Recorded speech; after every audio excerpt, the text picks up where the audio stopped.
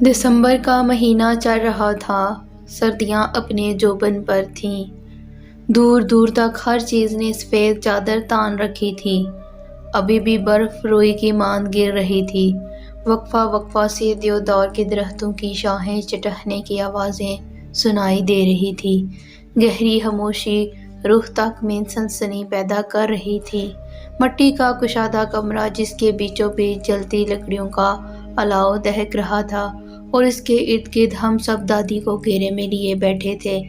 دادی اماں نظریں دہکتی لکڑیوں پر جمائے ماضی کے صفوں کی ورق گردانی کر رہی تھیں، کچھ دیر بعد گلا کھنکارتے ہوئے گویا ہوئیں۔ یہ اس وقت کا واقعہ ہے جب پانی کی قلت کے باعث میں اور صنوبر آپا سحری کے وقت پانی بھرنے جاتے تھے۔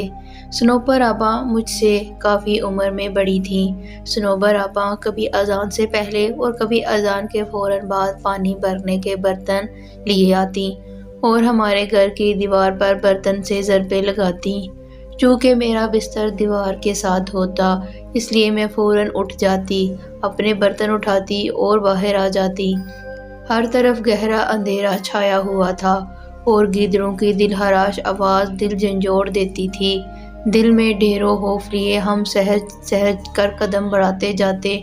گھر تو چونکہ اس زمانے میں اکا دکا ہی موجود ہوتے تھے اور ہمیں پانی لانے کے لیے طویل مسافت طے کرنی پڑتی تھی۔ جھاڑیوں میں تھوڑی سی ہلچل ہوتی تو ہمارا دل اچھل کے حلق میں آن پہنچتا۔ صنوبر آپا کافی مضبوط اعصاب کی مالک تھیں، جبکہ میں کافی ڈرپوک واقع ہوئی تھی۔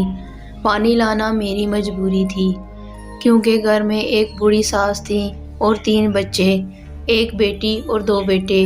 شوہر تو روزی روٹی کمانے کے سلسلے میں باہر نکلتے تو مہینوں بعد ہی واپس لوٹتے تھے۔ آگے آگے صنوبر آپا ہوتی تھیں، جبکہ پیچھے پیچھے میں ہوتی تھی، اور کبھی کبھار تو مجھے واضح محسوس ہوتا تھا کہ میرے پیچھے کوئی اور بھی چلتا آ رہا ہے۔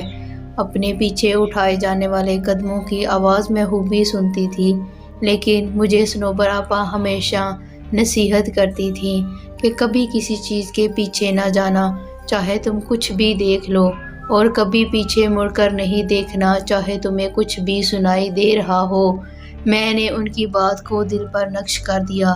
میں اپنے پیچھے قدموں کی چاپ سن کر زور زور سے آنکھیں بند کر لیتی اور دل میں آیت الکرسی کا ورد شروع کر دیتی، جبکہ طویل سفر طے کرنے کے بعد بیٹھنے کو جی چاہتا تو یوں محسوس ہوتا جیسے بالکل ساتھ کوئی بیٹھا ہے۔ گردن گھما کر ادھر ادھر دیکھنے پر سوائے اندھیرے کے کچھ دکھائی نہ دیتا۔ ہمارا روز کا آنا جانا تھا۔ ایک روز مجھے آواز آئی کہ دیوار پر ضربیں ماری جا رہی ہیں۔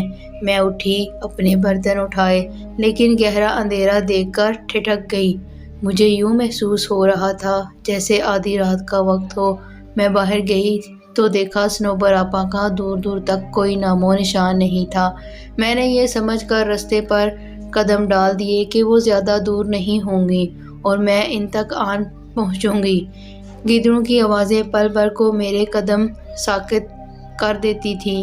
میں نے بھاگنا شروع کر دیا، لیکن میں ان تک نہ پہنچ سکی۔ بگڑے تنفس کے ساتھ میں نے مسافت طے کی اور جائے وقوع پہنچ کر میرے اندر تک سنسنی دوڑ گئی۔ صنوبر آپا وہاں موجود نہیں تھیں۔ میں تھوڑا اوپر کھڑی تھی، نیچے دیکھا جہاں پانی کا کنواں تھا۔ ایسا محسوس ہو رہا تھا کہ کوئی پانی کے ڈول یکے بعد دیگرے اپنے اوپر بہا رہا ہو۔ میں نے نیچے جانا ضروری نہ سمجھا اور پانی کا ڈول الٹا کر اس پر بیٹھ گئی، لیکن تھوڑی دیر بیٹھنے کے بعد بھی پانی کی آواز بدستور آ رہی تھی۔ مجھے عجیب و غریب خیالات آ رہے تھے اور پانی کی آواز سے عجیب سا خوف محسوس ہو رہا تھا۔ اپنے پیچھے کسی کو محسوس کیا تو میرے جسم پر کپ کپی طاری ہو گئی۔ میں نے لرزتے ہوئے پیچھے مڑ کر دیکھا تو کسی کا نام و نشان بھی نہ تھا۔ وہاں ایک دم سے سناٹا چھا گیا۔ میری حیرت کی انتہا نہ رہی، لیکن عین اسی جگہ اوپر گھنے درخت کی شاخ پر کوئی عجیب سا پرندہ بیٹھا مجھ پر نظریں گاڑے ہوئے تھا۔ عجیب قسم کا پرندہ تھا، میں نے کبھی ایسا پرندہ نہیں دیکھا تھا۔ اس کا سارا بدن کالے بالوں سے بھرا ہوا اور اس کی سرخ آنکھیں دیکھ کر میں نے دہشت کے مارے بھاگنا شروع کر دیا۔ آیت الکرسی کا ورد میری زبان پر جاری تھا اور آنکھیں آنسوؤں سے لبریز۔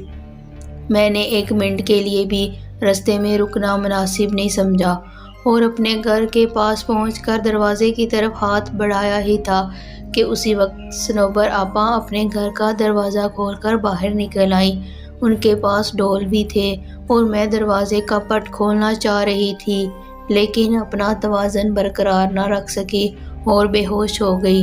آنکھ کھلی تو دیکھا ارد گرد سب جمع تھے۔ صنوبر آپا کے گھر کے سب افراد بھی بیٹھے تھے۔ میں نے پانی کے لیے آواز دی تو سب لپک آئے۔ تھوڑی طبیعت بحال ہونے پر معلوم ہوا کہ آج چوتھا روز تھا اور میں مسلسل بے ہوشی کی حالت میں تھی۔ میں نے اس روز کا واقعہ سب کے گوش گزار کیا تو صنوبر آپا ماتھا پیٹ کے رہ گئیں اور بولیں، جیسا تم کہہ رہی ہو یہ درست ہے تو ہم اس کو معجزہ ہی سمجھیں گے کہ تم زندہ سلامت لوٹ آئی ہو۔ میں نے رب کا شکر ادا کیا۔ آج بھی بدن پر سنسنی طاری ہو جاتی ہے جب کبھی اس پانی کی آواز اور اس عجیب و غریب پرندے کا بالوں بھرا جسم آنکھوں کے سامنے آ جائے۔